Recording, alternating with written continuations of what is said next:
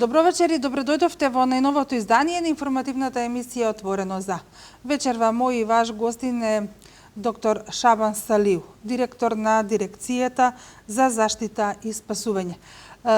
Интересна професија имате, господине Салиу. Се грижите за безбедноста на сите нас во, не дај Боже, кога имаме поплави, земјотреси или пак некои природни катастрофи. Сепак, добро вечер и добро ни дојдовте. Добро вечер на вас, добро вечер на гледачите на телевизија К1. Ја имавме таа среќа, помалку од 24 часа има поминато од кога сте вратени од Холандија во Македонија, бевте на еден работен состанок, за што всушност стануваше збор.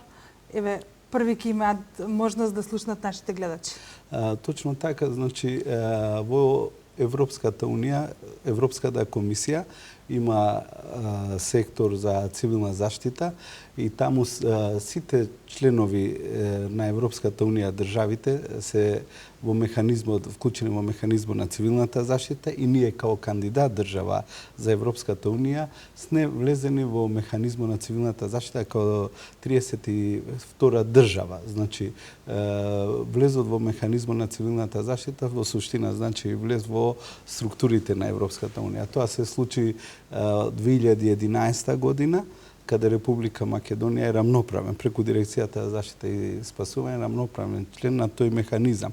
Значи, таму сите генерални директори од државите на Европската Унија и земјите кандидати учествувавме и се расправаше повеќе за проблемите кои се случуваа со имигрантите, односно бегалците од Сирија. Исто така, актуелно се разговараше, имаше и описни кажувања на самите директори за состојбите со терористите кои беа во Франција и во другите држави и се бараше механизми, начини и ситуации како превентивно да се действува, навремено да се откријат таквите состојби на овие терористи и да се превземаат соодветни действија како би се спречили, односно да се максимално намалат последиците. Исто така после имаше одредени согледување за проблемите околу природните катастрофи и одредени држави кои беа погодени и барање на механизми и начини како тие природни непогоди превентивно да се действува, да се намалат штетите и последиците кои се случуваат. Она што вие го кажавте, значи Дирекцијата за заштита и спасување е оперативен орган на владата на Република Македонија за заштита од природни непогоди и други техничко-технолошки несреќи според Законот за заштита и спасување за луѓето, животните, растенијата и секако културните добра, културното наследство и така натаму. Се обидуваме као Дирекција за заштита и спасување токму во тој дел максимално одговорно, бидејќи сме и самостоен, независен орган со буџетот, да превземаме соодветни действија во рамките на нашата надлежност, во рамките на нашата финансиска состојба и материјално-техничка опременост, правовремено, ефикасно одредени действија, каде што вакви несреќи би биле на време предвидени, превентивно би се действувале и не би имале штети, она што се вика, доколку превенцијата не е навремена и добро организирана, штетите се 1:7, односно 7 пати са по-тешки, односно финансиски и материјално и така натаму. Споменавте дека на овој состанок сте разговарали за решавање на можни проблеми кога станува збор за проблемот со бегалците. За среќа во овој момент Македонија чинам дека веќе нема огромен проблем со бегалците на нашата јужна страна, на јужна граница. Меѓутоа, постои опасност дека бегалскиот бран би можел повторно да се повтори и Република Македонија повторно да ги има истите проблеми. Сега ќе можеме ли да действуваме покоординирано, подобро и побрзо да го надминеме тој проблем? Апсолутно еден од субјектите кои работат на оваа проблематика покрај останатите и Дирекцијата за заштита и спасување. Таму имав можност да се сретнам со директорот на турската агенција АФАТ, каде што има прикажување на видео од 3 минути и сработна е таму состојбата. Например, се работи за неколку милиони можда бегалци. Доколку Турција би го испуштила тој бран, можеме да предпоставиме што би се случило во Грција, Македонија и во Европа. Значи, без разлика каква е состојбата, ние мораме правовремено, односно превентивно и во тој дел да се организираме. Државата, односно владата на Република Македонија и сите субјекти кои се инволвирани во оваа проблематика, постојано се состануваме и превземаме соодветни мерки и чекори за евентуални по-правовремени, по-добри преминувања на бегалците низ нашата територија во рамките на она што не задолжуваат европските закони. Во 2005 година е формирана дирекцијата за заштита и спасување. 11 години работите. Од првиот момент до денеска, како напредуваше институцијата на чие што чело сте токму вие? Би сакал да потенцирам дека Дирекцијата за заштита и спасување, како што кажавте, 2005 година е основана. Во суштина, тоа е цивилната заштита како сектор поранешен во Министерството за одбрана и инспекцијскиот надзор за заштита од пожари при Министерството за внатрешни работи. Значи, како спој на овие два сектора е формирана Дирекцијата за заштита и спасување. Во Република Македонија имаме вкупно 35 подрачни единици со некаде околу 300 вработени. Меѓутоа, ние во нашиот состав, во рамките на Дирекцијата за заштита и спасување, имаме тимови, водови, единици и некаде околу 72 единици со вкупно околу 5500 лица кои работат во зависност од мерките кои ги имаме, например заштита од поплави, заштита од пожари, прва помош, заштита на планини, големи рударски несреќи, РХБ заштита и така натаму. Ние имаме специализирани тимови кои се обучени да се справа со конкретните мерки, односно проблеми кои би се случиле во нашата држава. Значи, секоја мерка има своји тимови. Пример, за рударски несреќи имаме рударски инженери, за РХБ заштита или за прва помош, доктори, медицински сестри и така натаму. Тимовите се распоредени низ целата држава во зависност каде која опасност прети. Значи, за рударските несреќи повеќе тимовите се лоцирани околу градовите или подрачјата каде што има рудници и така натака. Во овој нашиот регион, Вардарскиот регион, каде што и ние се наоѓаме, кои тимови действуваат? Па видите, во овој дел повеќе се случува поплави и пожари во претходниот период, меѓутоа ние постојано со нашите подрачни единици и со останатите субјекти, со јавните предпријатија кои стопанисуваат со одредени добра, например, да кажеме со дрвото, со шумите, Македонски шуми како јавно предпријатие стопанисува, ние сме во постојано соработка, а и секако и со локалните самоуправи, значи директно со градоначалниците кои при одреден проблем ме известуваат писмено или по телефон за да им пружиме одредена помош. Значи, ние, освен тие, јас зборувам често за единствен систем за заштита и спасување. Единствениот систем за заштита и спасување не го представува само Дирекцијата за заштита и спасување, туку влегуваат повеќе структури. Значи, и локалните самоуправи, и јавните, и приватните предпријатија, и, да кажам, сето она што може да помогне во справување со одредени природни несреќи. Значи, посебно и граѓанинот. Значи, не е тоа само право за учество во овие справување со природни катастрофи, туку представува и обврска, тоа е и со закон одредено. Значи, се додека не се свати дека борбата, справувањето со природните непогоди треба да биде као филозофија на размислување на поединецот, се до тогаш ние нема да имаме максимално успешна заштита и спасување, односно единствен систем за заштита и спасување. Например, ако ја споредиме Јапонија, каде што дури и децата се вклучени и во Германија поблиску во Европа, дури и децата се вклучени во тој систем за заштита и спасување. Од неодамно гледав емисија каде што доброволни противпожарни единици учествуваат деца од основните училишта. И тоа добро опремени, го гледав тој настан на телевизија и тоа Да не зборувам за доброволните сојузи во тие држави, кои се рамно еднакви на професионалните единици. Сметате ли дека, еве, конкретно во Велес постои доброволно противпожарно друштво Видра, кое што постои, чинам дека 10 години неодамна славеше, значи скоро една деценија постоење. Може да биде добар основ, еве, да се вклучат и да се формира доброволно друштво кое што ќе биде под ваша надлежност. Има ли такви најави, иницијативи и колку граѓаните, например, оваа дирекција ја чувствуваат како блиска? Токму така, значи, Дирекцијата за заштита и спасување, согласно Законот за заштита и спасување, одредува одреден процент од својот буџет, односно од осигурувањето на имотите и лица преку овие осигурителни куќи, и 1% оди на доброволниот противпожарен сојуз, кој е обврзан на овие доброволни противпожарни единици од повеќе градови, одреден процент од тие финансиски средства да ги финансира нивните активности во квизови, во запознавање и на децата и на возрастните со проблемите и начинот и мерките кои треба да се превземат при вакви евентуални природни непогоди, техничко-технолошки несреќи. И лично сум присуствувал кога сум бил поканет од доброволниот противпожарен сојуз на одредени нивни такмичења.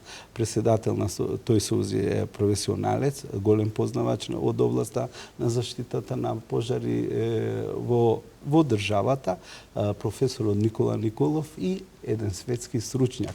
Значи, јас се надевам и го очекувам тоа, имам и разговарано со преседател на противпожарниот сојуз, да можат негде да се вклучат со своји единици, 5, 10, 15 луѓе, така што не само теоретски, него и практично ќе можат да действуваат и секако првиот пожар може да се изгаси многу брзо, со малку труд, со малку ангажирано, со малку луѓе и така. Меѓутоа, кога ќе зафати поголеми површини, тогаш и потешко се справуваме, на жалост и последиците се огромни во поглед на штетите материјални. Кога станува збор за материјалните штети токму од пожарите, Македонија е сведок дека претрпе огромна материјална штета, затоа што пред неколку години имавме многу големи пожари од големи размери, загубивме огромна површина под дрвја. Меѓутоа, тогаш се покажа и значењето, но и потребата на оние канадери или како што ги викаме ер трактори, да ги имаме во државава за да можеме навремено да интервенираме. Токму така, значи 2008 година беше тоа, се сеќавам добро, и 2007 некаде. Значи, нашата држава претрпи огромни материјални штети во поглед на опожарена површина од отворен карактер во државата, многу изгорени хектари на дрвја и така натака. Дури негде се идеше до некоја цифра повеќе од 15 милиона евра противвредност во денари. Значи, ја токму таа година бев именуван за директор на Дирекцијата за заштита и спасување, и владата на Република Македонија, предводена од господинот Никола Груевски, имаше сериозен пристап како резултат и на последиците кои беа од 2008 година, и направивме една сериозна реформа во Дирекцијата за заштита и спасување со голема одговорност на опремување на единиците материјално-технички средства и опрема во тој дел. Значи, се купија не само авионите, авионите дојдоа подоцна, се купија на партњачи, се купија исто така и за прв пат после 30 години со средства на владата на Република Македонија, и во почетниот период околу 20 противпожарни возила. Значи, долго време немаше обновен возен парк во поглед на такви возила. Потоа имаше уште една иницијатива, уште 10 возила се донесува, шумски возила, а и специализирани возила за гасење на пожар во урбани средини со КАФ системи. Значи, најмодерните во тој дел. Исто така, иницијативата во опремување на Дирекцијата за заштита и спасување е формирањето и на специализираното оделение за действување на пожари отворен карактер. Значи, авиооделението се купи 3 авиона AT-802A, Fireburst Air трактори од Валенсија. Тоа се во суштина произведени во Тексас, Америка и се покажаа доста оперативни на територијата на Република Македонија. Значи, самите авиони можеа да се поделат во текот на оперативните действија на повеќе региони. Можевме со еден во одредено место во зависност колку пожари и колку се опасностите за користење на тие авиони. Меѓутоа, ние и 2008 година, 2009 и 2010 действувавме без авионите. Значи, имавме и купивме голем број на напртњачи, шумски метли, гребла, силите на Дирекцијата за заштита и спасување. Значи, во силите на Дирекцијата за заштита и спасување влегуваат и 14 противпожарни професионални единици од поголемите општини. Ние ги опремуваме тие општини и согласно Законот за заштита и спасување по наше барење мора да ги става своите капацитети за справување со природни непогоди кога дирекцијата ќе одлучи и каде ќе одлучи. Значи, се на се постојано го вршиме тоа опремување. Она што би сакал во овој момент да кажам сериозноста за справување со тие природни непогоди и техничко-технолошки несреќи се гледа во постојаното опремување. Значи, ние имавме одлична соработка со Кралство Данска, една нивна организација за вонредни состојби ДЕМАС, со професор Шефик Мукич, каде што добивме огромна опрема во поглед за заштита и спасување и при поплави, и при пожари и така натака. Значи, и еден систем Аргос, кој и обуката е извршена тоа, софтер фактички, кој кошта повеќе од 150.000 можда евра, и обуката која врши и во Данска и во други држави заеднички. Значи, во колку се случи одредена РХБ контаминација во било кој дел на светот, во било која тоа, ние во истата секунда добиваме податоци на нашиот компјутерски систем, каква е состојбата во нашата држава и каде се случила таква евентуална контаминација. Значи, паралелно со тоа, ние имавме добра соработка и со повеќе амбасади. Би сакал да спомнам и кинеската амбасада, која минатата година ни даде одлична опрема за заштита поплави. Апсолутно да. И во овој момент ние располагаме со пумпи, агрегати за исфрлување на вода од поплавена некоја површина. Максималната мощност е 3000 литри во минута. Значи, ние добиваме преку една програма, ИПА програма на Европската комисија, односно преку механизмот за цивилна заштита, пумпа со мощност од 15.000 литри во минута. Огромна пумпа со големи капацитети и така натаму. Паралелно преку нив добиваме и бариери. До овој момент нема во нашата држава поставување на бариери за заштита од поплави.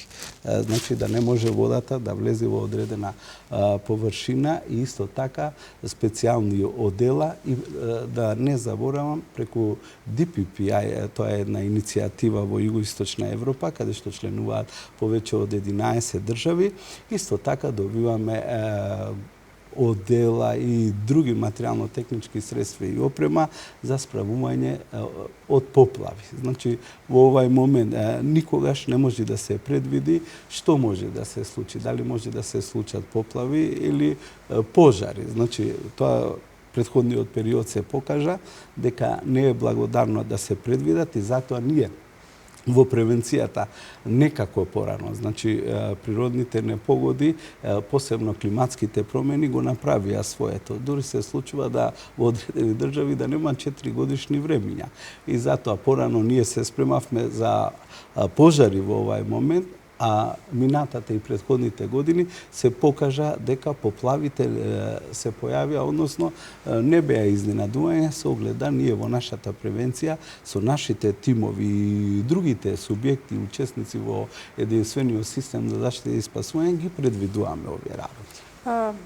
Голем дел од поплавите кои што настанаа минатата година, сега нема да зборуваме за оние во Тиетовско, затоа што човечки фактор таму не можеше да влие, меѓутоа во одредени места поплавите се и резултат затоа што многу години каналите не беа исчистени, затоа што земјоделците полека оној простор кој што требало за одводнување да го остават си го присвоиле па си го обработувале. Каква е сега состојбата? Извлековме ли поука од минатите години? Значи, владата на Република Македонија во соработка со Дирекцијата за заштита и спасување и други учесници претходните години превзема повеќе иницијативи, поголеми иницијативи, токму за расчистување на одредени канали, речни корита, па и крајбрежбето беше на Преспанското езеро, токму од вакви наноси. Значи, одговорно ова што го зборувам, посебно кај пожарите, и голем дел од поплавите, основен фактор, као причина за настанување на истите, е човечкото невнимание. Значи, имало состојби да најдеме и одредени такви канали затрупени со тврд материјал, во смисол градежен шут, стари фрижидери, некои, така да кажам, домашни работи кои се во употреба и наједноставно е да се фрлат. Или самите земјоделци да ги натрупат одредени мали канали за да не заокружуваат поголема површина, него наједноставно да поминат преку тие површини и се случува да ги остават така со денови или месеци кога ќе паднат силни обилни врнежи на дожд, тогаш последиците се такви какви што се катастрофални. Значи се поплавуваат и самите ниви и така натаму. Например, минатата година би сакал да потенцирам, освен во Тетово, немавме поголеми проблеми. Нажалост, во Тетово имаше и човечки жртви, од кои неколку дечиња, мислам 7 беа по број жртви, меѓутоа наносите од свлечиштето, повеќе што се случи, не толку од поплавите, беа чудо. И таму ние имавме ангажман, имавме и стручњаци од механизмот за цивилна заштита, беше активиран и системот Коперникус, што значи сликање директно сателитско и дојдоа експерти, мислам околу 9 на број, кои беа на лице место таму со наша целосна помош и поддршка и се утврди дека покрај самата содржина на почвата која е во тој крај, као и невниманието и човечкиот фактор, градење без одредени стратегии, без прави моменти и начини, не е добро. Значи, природата секогаш го озема своето и тоа во суштина се случи во Тетово. Господине Салиу, катастрофите не се нешто што може да се затвори во рамките на границите на една држава. Тие може да се случат на поголемо растојание и да зафатат и неколку соседни земји. Неопходна е соработка со дирекциите од регионот. Можеме ли да се пофалиме?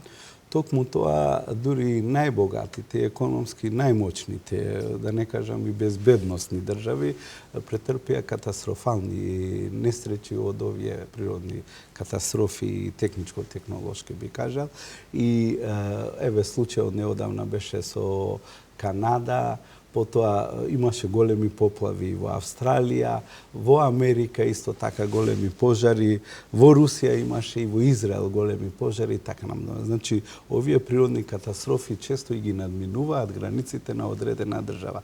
Знаат лесно да се префрлат во соседната држава. Значи, ниедна држава на светот не може сама да се пресмета, да се справи со поголеми природни катастрофи.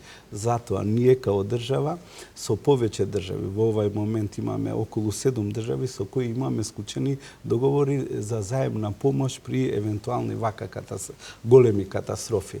Значи, како веќе сме и во постапка и со околу други 4 држави кои ќе ги вклучиме овие договори за да можеме заеднички полесно и за пократко време со помали последици да се справиме со овие катастрофи.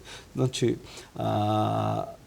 освен вакви договори со овие држави, ние имаме и повеќе иницијативи каде се организирани повеќе држави токму за заедно учество, ви кажав и DPPI, и DEMA, па и други така натаму. Значи, државите сами не може да се справа со големи несреќи. Ние учествувавме во поплавите кои 2 години, мислам 2009 и 2010 години беа во Албанија. На тој терен пота учествувавме пред 2 години големите поплави кои се случија во Србија и Босна и Херцеговина, и кога беа големите пожари во Русија и во Израел, ние као дирекција преку владата на Република Македонија понудивме помош во смисол и на единици и на 2 авиона. Еден авион да остане на нашата територија во случај на евентуални такви пожари. Значи, постојано сме во соработка со другите држави и одржуваме паралелно со тоа. И самите семинари се во суштина превенција, начин, поставка како да се десува за успешно справување со овие природни непогоди. Значи, паралелно со тоа имаме и многу вежбовни активности. Вежбовни активности кои се случија во другите држави, преку ИПА програми, преку механизмот за цивилна заштита, а и други на локално ниво и така натаму. Дури вежби, да. Кога сме кај вежбите, јас предлагам тука сега заедно да го погледнеме прилогот кој што нашата колешка Елица Радевска го подготви минатата недела. Беше на Криволак, таму имавте една вежба за спасување на давеник, па предлагам да ја погледнеме заедно, а потоа ќе коментираме колку често имате вакви вежби и слични вежби. Сигурно. Дирекцијата за заштита и спасување спроведе вежба за спасување на вода при поплави. Станува збор за проект на Европската Унија кој има цел да создаде професионални тимови за спасување при поплави. Денеска на војниот полигон на Криволак, членовите на Дирекцијата за спасување и заштита ги совладуваат техниките за спасување при поплави. Проектот ИПА ФЛАЦ опфаќа креирање на модули кои би делувале на Балканот. Имено станува збор за формирање мултинационални модули кои подоцна би делувале на ризични места зафатени со поплави. На Балканот формиран е еден модул, модулот Србија, Хрватска, Босна и Херцеговина и Црнагора, а вториот модул е во процес на формирање и истиот го сочинуваат 4 тима од по 11 членови од Македонија, Албанија, Косово и Турција. Од Дирекцијата за заштита и спасување информираат дека модулот во кој спаѓа нашата држава ќе се состане на тренинг обука во септември во Охрид, каде ќе има показна вежба за спасување на вода на Охридско езеро и реката Црндрим. А по еден месец во октомври, овој модул и останатите од Европа ќе се сретнат во Хрватска, во Загреб, каде исто така ќе се изведат показни вежби за спасување на вода при поплави. Господине Салиу, го погледнавме заедно прилогот. Видовме само една од вашите вежби. Предпоставувам дека тие се редовни. Меѓутоа, колку се неопходни за да бидете подготвени да реагирате во случај кога треба да се реагира? Токму така, единиците на Дирекцијата за заштита и спасување действуваат по одреден редослед. Значи, тука би сакал да ја спомнам стандардната оперативна процедура кога настапува. Значи, секогаш први настапуваат, пример, ако са поплави, водоводните предпријатија, односно предпријатието кои стопанисува со тој дел, доколку они не се во можност и ги надминува нивните капацитети, тога се вклучува локалната самоуправа. Значи, градоначалникот преку локалната самоуправа мора да исполнува одредени законски потреби во смисол да има сили за заштита и спасување, да има план за заштита и спасување, исто така да има процена на ризици на локално ниво и така натаму.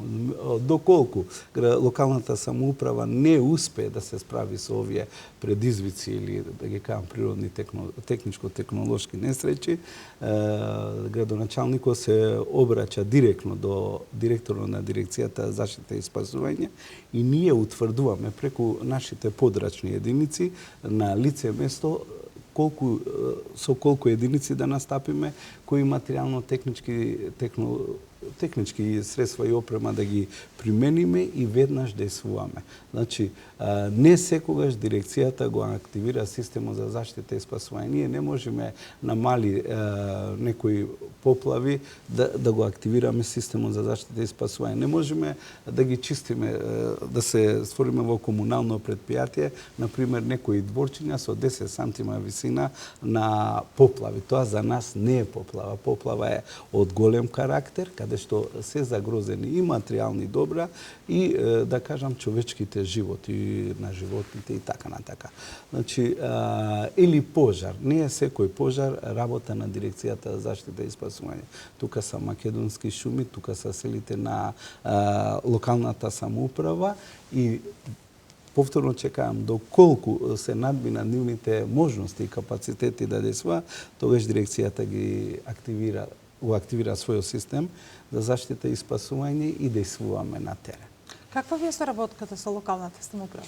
Видите, во главно, последните поплави од минатата година, они не треба да очекуваат кога ќе се случи поплава и тогаш да бараат да вречи за полнење, односно за правење на бариери и такви работи. Они треба навремено да ги земат. Тие вречи не се дури ни многу скапи, се околу 10 денари. Меѓутоа, кога 20 локални градоначалници на локалните самоуправи ќе ви побараат по 3-4 илјади вречи, тогаш е многу за дирекцијата. Значи, не е работа на дирекцијата да дава вречи на локалните самоуправи, уште повеќе да им ги полни нивните вречи. Значи, они мора да имаат своји сили за заштита и спасување. Токму во минатите поплави имавме казнето околу 20 на градоначалници дека не превземаат преку нашите инспектори, не превземаат правовремено справување со овие природни непогоди. Значи, ние секогаш сме отворени и нема општина во државата на која не сме помогнале. Меѓутоа, општината во секој случај, односно градоначалникот е обврзан со законот за локална самоуправа и со законот за заштита и спасување да биде вклучен во тие акции, односно да може да превзема локалната самоуправа сама своји действија за спречување на евентуални големи штети и така натака. Меѓутоа, во практиката, дирекцијата за заштита и спасување е она кој ги решава овие проблеми. Господине Салиу, имаме многу материјал кој што вие ни го донесовте, го споделивте заедно со нас од многу вежби. Јас повторно ќе се вратам на вежбите кои што ги имате, кои што се составен дел од вашата работа. Колку тие вежби ги изведувате со стручни лица кои што се надвор од државава наша? Во минатата година ние имавме најголем настан во областа на заштитата и спасувањето во Европа. Имавме една вежбовна активност, ИПА Камп за 2015 година, каде што Република Македонија беше односно спроведувач и ја организираше самата вежба во Скопје, настан во кој присуствува повеќе од 450 лица, со голем број представници и посматрачи од повеќе држави и каде што сценариото на вежбата беше земјотрес. Значи, неколку дена Република Македонија беше домаќин на тие настани и лично сметам, освен како превентивен дел, освен оние теоретски семинари, трибини, апели и така натаму, и Центарот за обука на Дирекцијата за заштита и спасување, кој дава голем допринос на обучување и на други јавни предпријатија, дури и некаде околу 300 војници од армијата на Република Македонија имаше обучено во смисол на справување со пожари од отворен карактер. Значи, овие вежби и тоа како многу допринесуваат нашите единици да бидат постојано спремни да се справа со овие природни катастрофи и несреќи. Значи, тие вежби, освен во Република Македонија, се одржуваат секоја година во различни држави. Меѓутоа, ние и на локално ниво. Например, Систина имаше таква една вежбовна активност во нивната болница.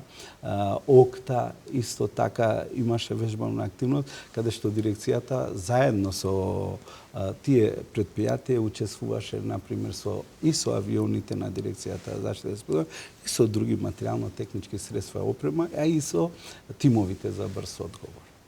Што е она што во наредниот период ќе го работите како превентива, на што ќе се сконцентрирате и за да се подобри работата на дирекцијата за заштита и спасување? Па ние веќе, како што кажав, сме во постојан контакт со сите учесници, субјекти во областа на заштитата и спасувањето и постојано присуствуваме заеднички и на одредени настани, заеднички разговараме за проблемите во поглед на опремувањето. Значи, тука би сакал да ги спомнам и пожарникарите кои се некаде во државата, околу 900 по број и така натака. Значи, ние постојано се опремуваме и теоретски и практично и во смисло со овие вежбовни активности, сето на еден начин овие несреќи да бидат сведени на минимум во поглед на последиците. Значи, кога се случуваат големите несреќи, да речам огромни поплави или огромни пожари, тогаш е многу доцна да се делува као превентивно или ние дури не можеме директно тогаш многу да се справиме со таквите несреќи. Останува во делот што помали да работиме, што помали да бидат штетите и така натаму и последиците. Кои се вашите планови за приближување на дирекцијата до населението, затоа што чинам дека тука може да се бара најмногу превентивата? Па да, ние веќе исклучуваме одреден број на меморандуми за соработка, така имавме и со Планинарскиот сојуз, тако меморандум, сега треба оваа недела да подпишеме со ОКТА предпријатието и со други невладини организации. Сето она, значи сите са заштита и спасување. Она што ви кажав дека освен пример бремените жени, постари лица, значи изнемоштени и така натаму, ние се обидуваме она што го кажа као филозофија на размислување, како што е во Јапонија, секој човек е од прешколска возраст децата, па и пензионерите и сите други, се во постојана заедничка координација и соработка во поглед на справување со овие природни катастрофи. И јас би сакал тоа да се случи и во нашата држава. Сум имал можности да присуствувам и во повеќе држави и да го гледам како е организиран нивниот систем за заштита и спасување. Значи, проблемите со природните непогоди и техничко-технолошките несреќи не се проблем само на дирекцијата за заштита и спасување. Значи, секој човек не може, ако се случи една поплава или се поплави одредена куќа, луѓето да бидат пасивни или пожар има во нивна близина и така натаму. Напротив, токму оње граѓани каде што се случува одредена таква природна несреќа, да кажам пожар, тие најлесно може да се справат во почетниот период. Зашто после веќе треба голем ангажман, многу вклучување на сили и на жалост подоцна е веќе полошо во смисол на голема штета, катастрофални се можни последици и така натаму. Еве, например, гледате вие во Канада колку време, со месеци во суштина се обидуваат да ги згасат пожарите.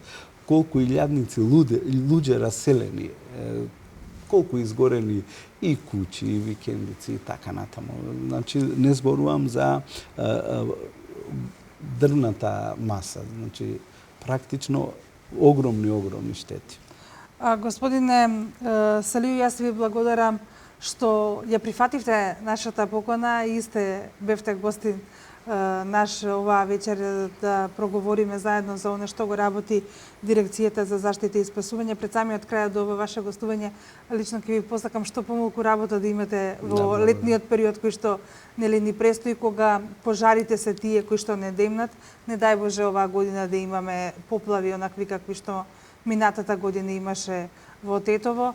Се надевам дека за сите новини кои што ќе ги имате како дирекција ќе бидеме повторно во контакт и ќе можеме да ги информираме нашите гледачи. Ја, еве само на крајот со една минута би сакала да дадам еден апел, значи и до раководството на јавното предпријатие Македонски шуми и до локалните самоуправи низ државата за максимална нивна опременост и максимална нивна вклученост во одредени природни несреќи кои може да се случат во нашата држава.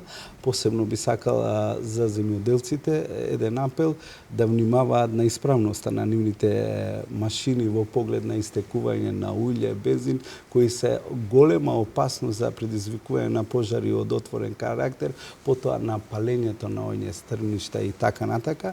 И исто така би сакал еден апел и до овие викендаши, како да ги наречам туристи, а и до сите граѓани во нашата држава на внимателно однесување при преминување во такви површини, шумски површини од отворен карактер, во поглед на палење на скари, фрлење на опушоци до горчиња од цигари и така натака, и сето она што може да представува опасност за предизвикување токму од нивното невнимание. Јас очекувам заедно сите оваа година да ја поминиме со помалку пожари, а се надевам дека и временските прилики ќе бидат на наша страна, немаме да имаме толку големи поплави како минатиот период. Ви благодарам на поканата. Почитувани гледачи, ова беше се што имавме планирано оваа вечер да разговараме со мојот и ваш гостин доктор Шабан Салиу, директор на дирекцијата за заштита и спасување. Не го менувајте каналот, останете и понатаму на фреквенцијата на К1 телевизија. За 7 дена од ова студио најавувам нов гостин, а сега ве поздравува. Пријатно.